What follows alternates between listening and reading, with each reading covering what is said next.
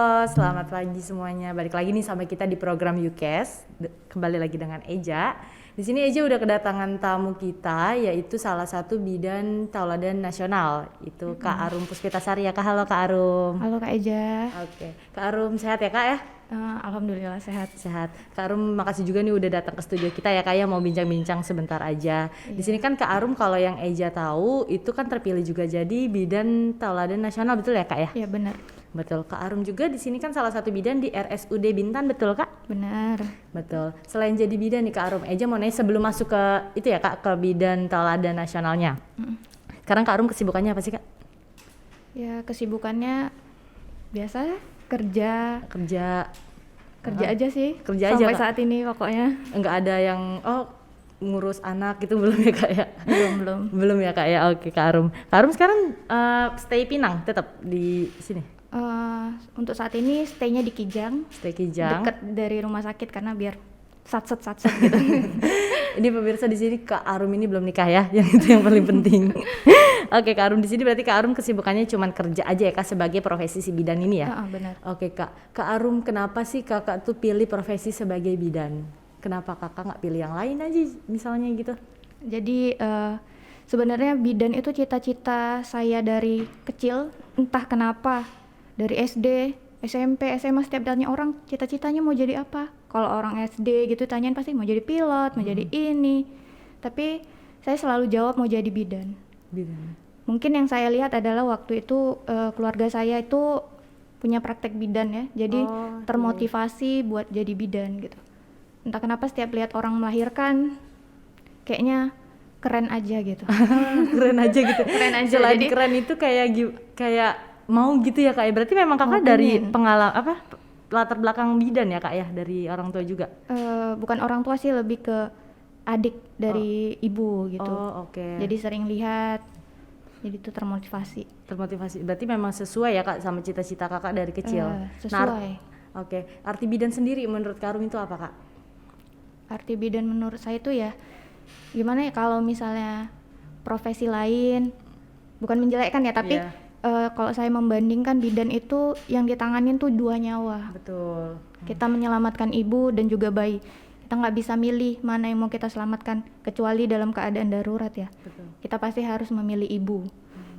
Jadi saya suka gitu, pokoknya bidan itu ya kayak panggilan aja gitu. Panggilan dari Tuhan. Panggilan jiwa. Iya Kak. Padahal masih banyak profesi lain, misalnya jadi objen, tapi entah kenapa saya memilih bidan gitu. Kakak lulusan mana Kak? Bidan mana? Kebetulan saya Poltekkes Medan. Medan. Oh di Medan Kakak kuliahnya? Di Poltekkes Medan. iya. Bukan asli Pinang. Oh bukan. Bukan asli oke, Kepri, oke. saya kelahiran Medan. Oke. Berarti Kak Arum orang Medan. Orang Kuliahnya di Medan. sana. Oh gitu. Terus Kakak dulu kerja di Medan dulu berarti gitu? Kerja di Medan dulu, baru ke Kepri. Kenapa bisa kesini Kak? Kenapa ya? Mungkin takdir, tapi kalau takdir kita memilih ya. Namanya kita, kalau kita PNS pasti kita memilih, bukan takdir. Takdir dan pilihan itu beda gitu. Jadi waktu itu saya juga pernah kerja di rumah sakit di Batam. Ada pembukaan CPNS tahun 2018. Saya pilih Bintan karena memang basic saya rumah sakit, saya nggak memilih puskesmas. Jadi waktu itu yang buka cuman rumah sakit di Batam dan rumah sakit di Bintan. Dan saya memilih Bintan waktu itu. Jadi memang benar bukan takdir tapi pilihan. Pilihan dan jalan Tuhan ya Kak ya. Jalan Tuhan pastinya. Oke. Berarti waktu pas kepilih di RSUD Bintan itu PNS ya Kak? PNS. Ada PNS. Susah ya Kak masuk PNS itu ya Kak. Itu tahun berapa Kak di RSUD Bintan? Waktu itu tesnya itu 2018, 2019 lah pengangkatan awal. Pengangkatan. 2019 awal. Oke. Berarti di RSUD Bintan tahun 2019. Tapi terpilihnya sebagai bidan tauladan ini di 2021 ya Kak? Iya, 2021. Jadi sebenarnya kalau saya boleh cerita dikit ya boleh, Kak Eja. Boleh. Nakes teladan ini memang setiap tahunnya itu memang selalu diselenggarakan, tapi Permenkesnya itu khusus puskesmas yang di daerah terpencil gitu. Betul. Tapi fenomena tahun 2020 sampai 2021 dan sampai sekarang COVID-19. Jadi Kemenkes membuka pemilihan nakes teladan itu nggak menutupin sampai puskesmas aja, tapi fasilitas kesehatan lainnya seperti rumah sakit. Jadi waktu itu sekitar bulan 8 atau bulan 7 ada pengumuman pemilihan nakes teladan. Awalnya kan kita nggak berniat gitu, karena ya kerja aja, karena nakes teladan kan bukan yang kita lakukan ke depan yang dinilai, tapi apa yang kita lakukan di belakang itu yang dinilai gitu ya. Betul. Jadi ya kita daftar waktu itu, kita daftar dari rumah sakit ke Kabupaten Bintan, kemudian ternyata lanjut ke provinsi dan lanjut ke nasional gitu. Oh, oke. Itu waktu pas kakak bikin dari Bintan dulu ya berarti ya kak ya? Dari Bintan. Itu jarak ke provinsinya jauh juga? Enggak? Di provinsi itu saya ingat bulan Oktober, sekitar Oktober. Tahun 2021? Karena pemilihan nakes teladan itu hari puncaknya itu diperingati pada Hari Kesehatan Nasional 12 November. Jadi memang 12 November itulah pengumuman nasionalnya kemarin gitu. Oke. Itu pas kakak bikin terpilih gitu menjadi si bidan teladan ini, kan otomatis kita bikin karya ya kak ya? Iya, karya, kayak benar. gitu. Nah itu kemarin apa yang kakak angkat, mungkin boleh diceritain? Jadi mungkin karena basic saya bidan ya, kebetulan dikasih amanah juga jadi kepala ruangan di ruangan kebidanan tadi. Oke.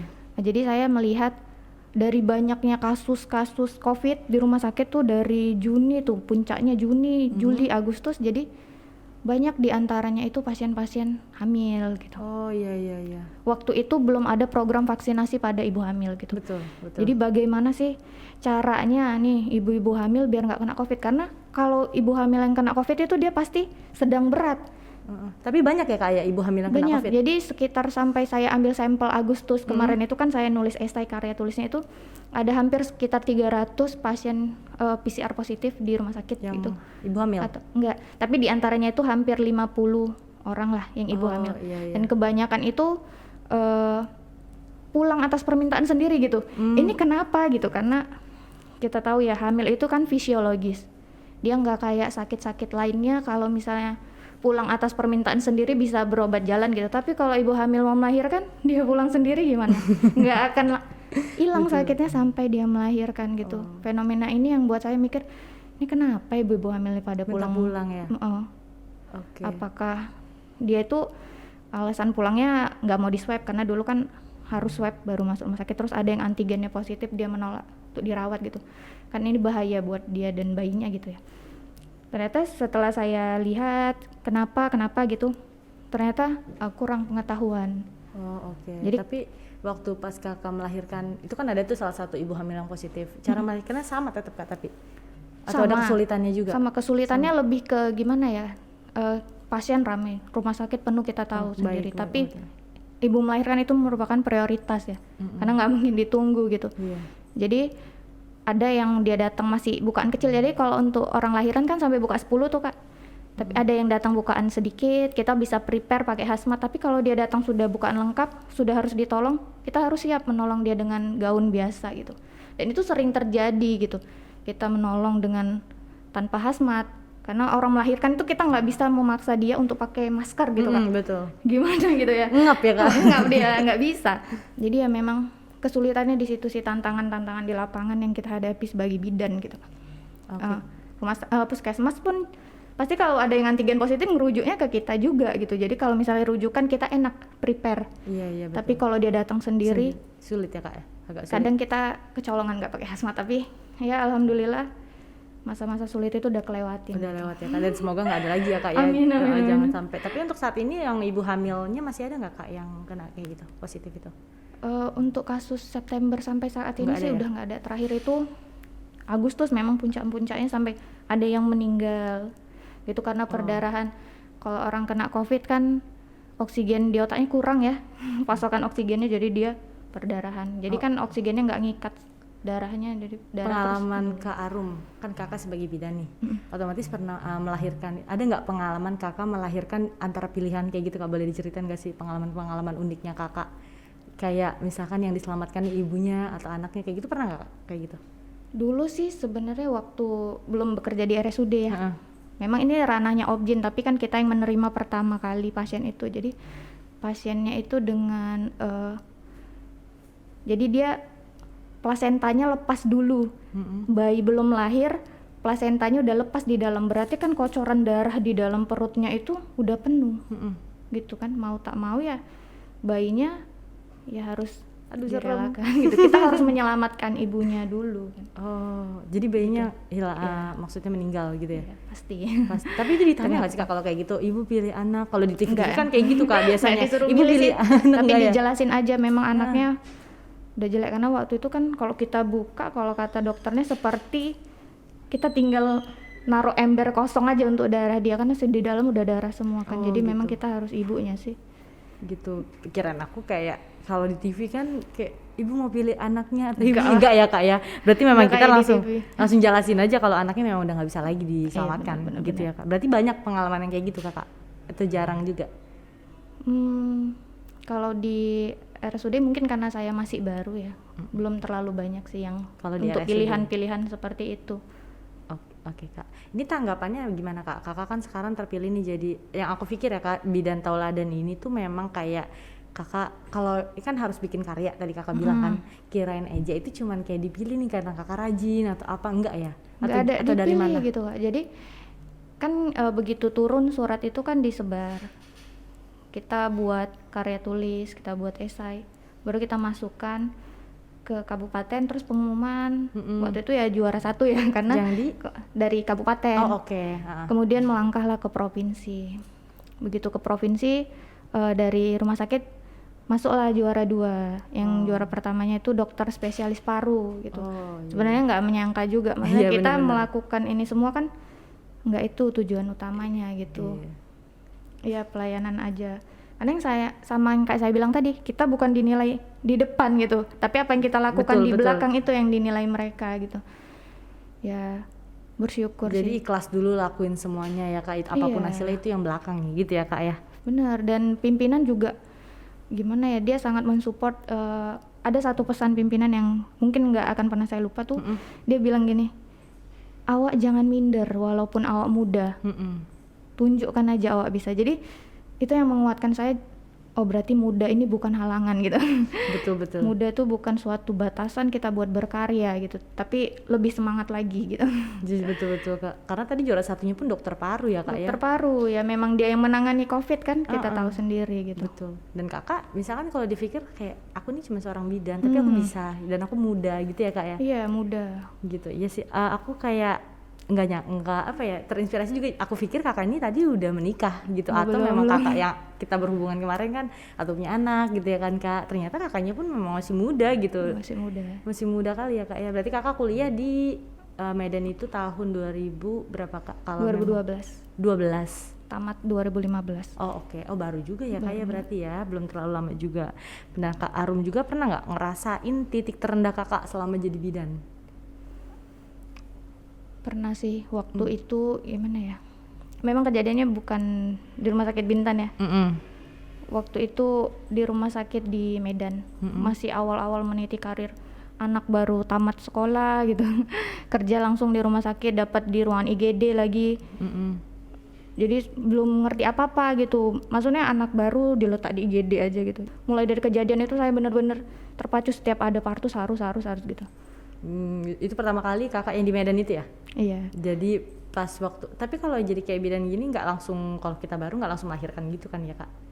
Jadi asisten dulu gitu ya biasanya? Iya, tapi kebetulan waktu itu entah kenapa jaga bidannya sendirian, jadi saya bingung. Gitu. Harusnya didampingin gitu, tapi nggak tahu kenapa itu, mungkin nggak tahu lah kenapa waktu itu. Langsung sendiri jadi bingung gitu. Yang lainnya temennya perawat gitu. Perawat nggak tahu. Iya benar-benar beda ya kayak gitu ya. Beda. Caranya pun beda.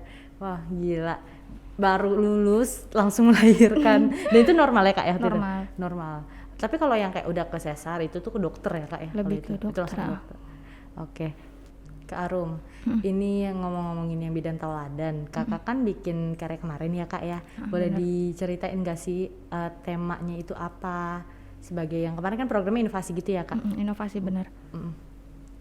Jadi waktu itu kan tema dari Kemenkesnya itu sendiri, tenaga kesehatan sebagai tim penggerak dalam perubahan tatanan masyarakat di new normal gitu. Jadi yang dia minta inovasi-inovasi untuk merubah tatanan hidup kita yang berantakan kemarin itu menjadi new normal gitu.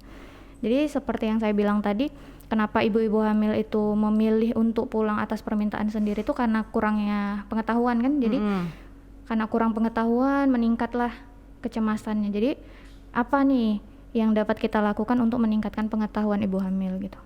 Jadi saya terpikir kayaknya kita buat pojok konseling aja gitu. Pojok konseling. Jadi tema saya waktu itu bebaskan bumil dengan pomil. Pomil itu pojok konseling bumil. Bebaskan bumil dengan pomil.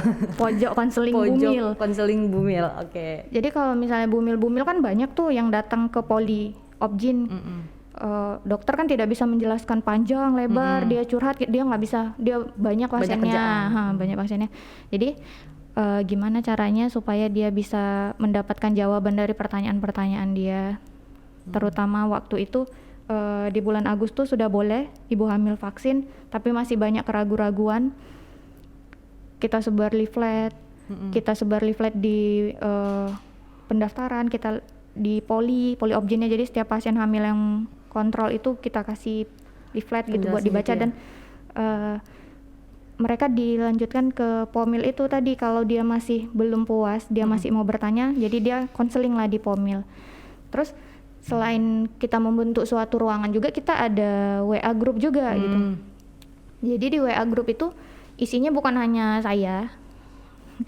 Isinya kemarin tuh minta tolong dokter obgyn, dokter umum, ada juga farmasi. Jadi misalnya dia nggak bisa datang ke rumah sakit, dia bisa konsul tuh dari rumah gitu. Jadi di grup itu jadi bisa dibaca dengan yang lain gitu. Karena kan COVID membatasin kita buat bertatap muka ya, Kak Eja. Jadi ya gitu. Jadi dia bertanya di grup itu. Kita juga ada ustazah waktu itu minta tolong, ada bidan juga kita ustazah. Jadi yang masih ragu-ragu tentang halal haram vaksin, itu dia bisa bertanya di situ. Kita udah minta izin dia juga udah siapin dalil-dalilnya kalau misalnya ada yang nanya gitu. Jadi ya memang kita prepare buat meningkatkan pengetahuan ibu lah. Meyakinkan juga meyakinkan. Ya, Kak? Jadi banyak memang lumayan lah yang vaksin ibu hamil itu. Setelah ada kayak penyampaian atas pomil tadi ya Kak ya, berarti respon dari si bumil-bumil ini dia meningkat ya Kak, terkait dengan mau vaksin kayak gitu. Mau vaksin juga nggak takut kontrol kan. Kalau dia nggak kontrol kan bahaya, kita nggak bisa mengontrol dia seperti itu kan. Terus waktu itu kan kita presentasi ya di depan provinsi waktu itu. Jadi orang provinsi juga menyarankan buat kelas hamil juga lah gitu. Walaupun kita rumah sakit, sebenarnya kelas hamil itu puskesmas ya ranahnya, tapi tidak menutup kemungkinan rumah sakit juga bisa buat gitu.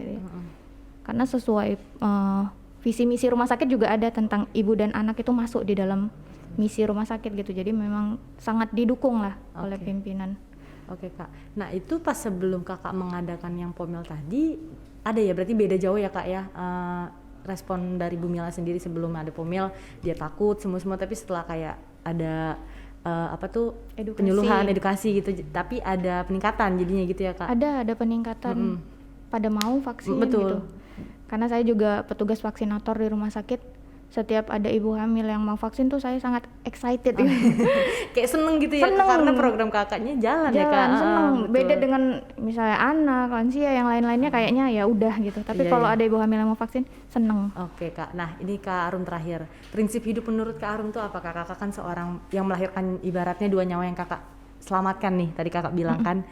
Prinsip hidup menurut Kak Arum itu seperti apa sih Kak? Yang pasti bekerja dengan ikhlas. Ikhlas ya Kak, itu ikhlas yang paling pertama, ikhlas. Jangan pernah hitung-hitungan kerjaan. Karena saya bukan tipe orang yang hitung-hitung kerja juga ya. Maksudnya kerja tipes bukan ya. Tapi gitu, yang penting kita melakukan itu nggak bertujuan untuk ini itu, ya memang tujuannya lillahi ta'ala lah. Iya, karena kalau kita kerjanya ikhlas, otomatis kayak uang dan yang lain itu ngikutin ya Kak ya. Seperti sekarang Kak Arum ini dia nggak ada berpikiran untuk menjadi bidan toladan, tapi gak karena sama sekali ya Kak ya. Sama sekali. Karena Kakak Arumnya ini ikhlas, jalanin kerjaan, tiba-tiba ada aja gitu ya Kak ya. Ternyata jadi ini, makin banyak lagi gitu ya Kak. Pasti dulu Kakak kerja pun nggak mikir aku gajinya berapa ya, nggak pernah kayak gitu ya Kak ya. Yang penting kerja aja, ikhlas. Kerja aja. Yang lainnya nyusul. Oke, terima kasih nih Kak Arum nih, kita udah bincang-bincang ya Kak Arum ya. Terima kasih juga Kakak udah mau datang ke studio kita di U-Network di program UCAS kita. Kak Arum dengan padahal Kakak ini lagi kerja tapi dia mau berbincang-bincang nih sama kita di UCAS ya Kak ya. Nah itu dia tadi perbincangan antara Eja sama Kak Arum tentang terkait bidan tauladan yang nasional ya Kak Arum Puspitasari. Itu dia tadi pincangannya, sampai jumpa dan